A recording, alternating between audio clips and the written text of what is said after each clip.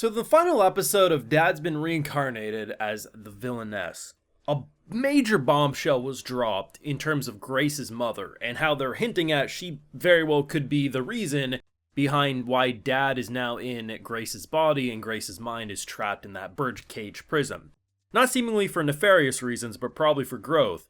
But I think they also hinted at a second plot twist relating to both Anna and Grace's mothers. There's a scene midway through this episode where Grace's dad looks at Anna's mom, and then she does like a little hoo-hoo, and then she pops away. And I just thought that was weird at first. But by the end of the episode, thinking about it, they very well might be indicating that back when they were in school, this whole play might be actually an indication of their life. That Grace and Anna's mother have switched, but maybe they never switched back. And I'm curious if it's going to be a double whammy of both Grace's mom, aka potentially Anna's mom, might have noticed things were off about Grace, and maybe they were doing some sort of magical thing to not only help her grow out of where she was stuck, but also maybe that will be a way for them to also undo their curse. I don't know if that's stretching the theories too much, but I think that's what they're implying, and if so, that's one hell of an Isekai bombshell to go off on, and if you don't confirm a Season 2, I'm gonna slap whatever creators are behind this in production committees, because you need to give me a Season 2, damn it. Want to support my work though, see my full thoughts on these episodes, we do got the Patreon, full and cut live reactions over there exclusively. I mean, there was some really big bombshells in this show. The initial reveal that the daughter and mom were watching through a computer screen was crazy enough. Then they reveal that this isn't actually a video game, it's a other universe, another world influenced by the game, but this isn't just simply you're in the video game console. No, this is seemingly a whole other reality. That's enough to keep it pretty memorable. You didn't need to drop any more bombshells. So the end of the episode really does sucker punch you. And because at first I was ready to throw hands. I was like, Grace's mom might be an idiot. Like, they're probably just going to go the route of, oh, she's embarrassed to show emotion, so she gives letters instead of giving her daughter a hug. Because there's no way she needs to go somewhere right that second. She could have gave her daughter a damn hug and said, good job. So when they reveal, there's a little floating spirit thing, and she's like, you could have stayed, and she's like, no, I can't do that just yet. Like, I need to keep my distance. Seemingly, there's a reason. Grace's mom is not an evil character. Like, that's been established well before. Like, when they revealed the fact that, like, the whole reason their household has, like, 100 servants isn't because they need 100 servants. It's so they can employ people so they have a job. Like, that's her, like, she's just a genuinely kind, good person.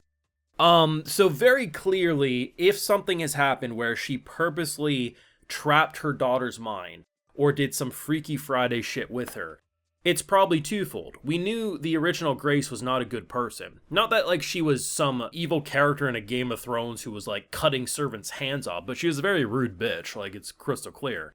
So I'm kind of curious if it's a mixture of, like, we did a magical spell so that not only we could potentially see how to reverse what's happening, but maybe help her grow. I don't know.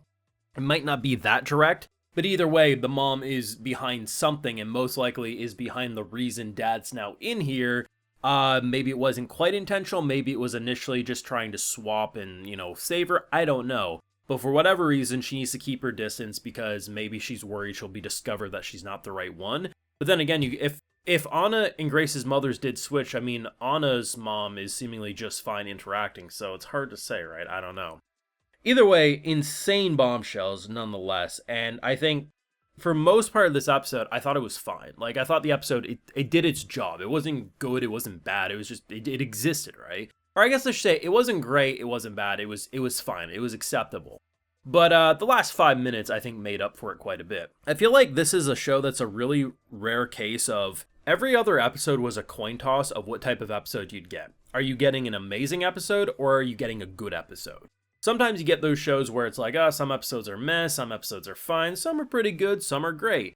This one was literally, is it an amazing episode or is it a good episode? So for me personally, the disconnect between episodes was more apparent because I'm like, damn, this was a really high episode, and yeah, it's a good episode. Oh, this is really high, yeah, it's a pretty good episode. So it was a bit of a mix and match because half the time the episodes felt like OVAs to me more than an actual series. But there's clearly a very good plot brewing. They did more plot twists and insane reveals than a lot of these shows would do in 2 or 3 seasons.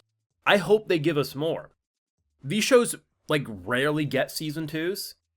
Like, I'm pretty sure the success rate is probably less than 5% if you take all the Villainess shows from, like, 2000 till now.